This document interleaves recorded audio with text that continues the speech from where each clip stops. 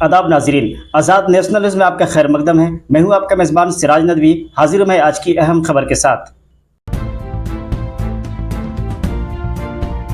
Hezbollah के रहनुमा Syed Hasan Nasrallah ने इसराइली हमले के बाद पहली बार बयान दिया है। हिजबुल्लाह ने अपने कमांडर फवाद शकूर के कत्ल का बदला लिया है, ताहम इसका बदला कई वजूहात की बिना पर ताखीर का शिकार हुआ। हसन नसरुल्लाह ने कहा कि हिजबुल्लाह के हमले के बाद ईरान और यमन के हौसी बागी भी इसराइल पर हमले के लिए तैयार है। उन्होंने कहा कि हिजबुल्लाह ने 110 किलोमीटर दूर वाक़ इसराइली फौजी अड्डे को निशाना बनाया। सैयद हसन नसरुल्लाह ने यह भी दावा किया कि हिजबुल्लाह के ड्रोन भी इसराइली फ़िज़ाई हदूद में दाखिल होने में कामयाब हुए। उन्होंने खबरदार किया कि हिजबुल्लाह ने अभी तक दुरुस्त हमला करने वाले मिसाइल इस्तेमाल नहीं किए हैं, लेकिन ज़रूरत पड़ने पर उन्हें तैनात कर सकते हैं। हसन नसरुल्लाह ने एक तकरीर में कहा कि कमांडर फवाद शकूर के कत्ल का बदला लेने में ताख़ीर की वजह इसराइल और अमेरिका की जानिब से बड़े पैमाने पर मुतहर्रिक होना है। इस बात पर भी जोर दिया कि इस ताख़ीर का फ़ायदा हुआ कि हमें इत्तेहादियों से बात करने का मौका मिला। इसराइल के खिलाफ इज्तिमाई या इनफरादी तौर पर जवाब दिया जाएगा। त्रिपुरा में एक तरफ तबाहनाक सैलाब से लोग बेहाल हैं, दूसरी तरफ रानी बाजार इलाके में एक मंदिर में मूर्ति के साथ हुई छेड़छाड़ के एक मामले में कशीदगी वाली हालात पैदा हो गई। मीडिया रिपोर्ट्स के मुताबिक मंदिर में मूर्ति के साथ मुबैना छेड़छाड़ से नाराज कुछ नामालूम अफराद ने 12 घरों और कुछ गाड़ियों को नजर आतिश कर दिया। पुलिस ने पीर के रोज इस हादसे के बारे में जानकारी दी और कहा कि मौजूदा हालात को पेश नज़र रखते हुए इलाके में कसीर सिक्योरिटी फोर्स की तैनात की गई है। ऐन शाहिदीन का कहना है कि भीड़ को देखकर लोग खौफ के सबब अपने अपने घरों में चले गए। घरों को नजर आतिश करने वालों की शनाख्त अब तक नहीं हो सकी है।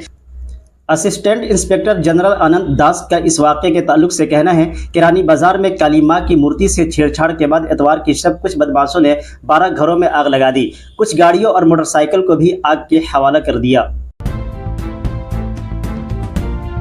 पाकिस्तान के वज़ीर आज़म शहबाज शरीफ ने वज़ीर आज़म नरेंद्र मोदी को दोबारा पाकिस्तान की दावत दी है। शहबाज ने पीएम मोदी को सिंघाई ताउन तंजीम के दीगर रहनुमाओं के साथ इस साल अक्टूबर में होने वाले काउंसिल ऑफ गवर्नमेंट्स CHG के इजलास में शिरकत की दावत दी।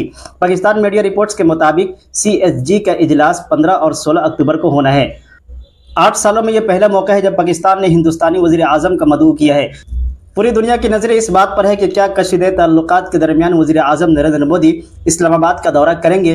ये भी देखना बाकी है कि आया वह हिंदुस्तान की नुमाइंदगी के लिए भी मरकज़ी वज़ीर को भेजेंगे। SCO की सरबराही इस वक्त पाकिस्तान कर रहा है।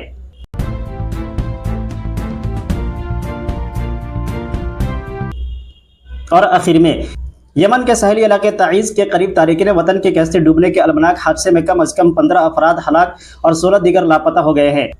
AFP न्यूज़ के मुताबिक अक़वाम मुत्तहिदा की इंटरनेशनल ऑर्गेनाइजेशन फॉर माइग्रेशन ने इतवार को बताया कि यह हादसा खतरनाक समुद्री रास्ते पर मंगल को पेश आया।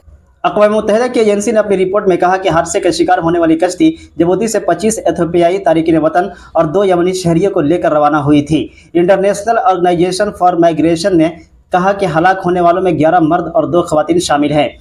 ताहम यमनी मल्लाह और इसके मुआविन समेत का लापता अफराद की तलाश जारी है।